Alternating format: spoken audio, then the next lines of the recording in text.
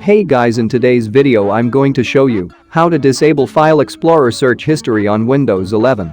So without time wasting, let's jump into the video.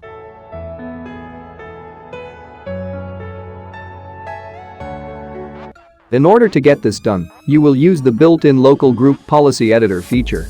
Here's what you need to do. Press Windows key +R to open the run prompt.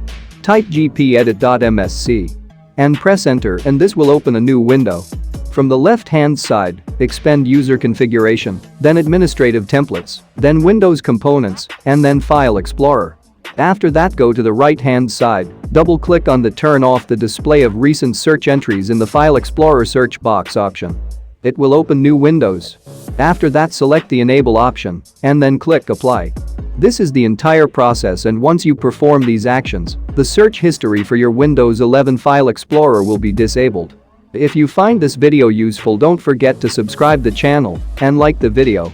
See you in the next video.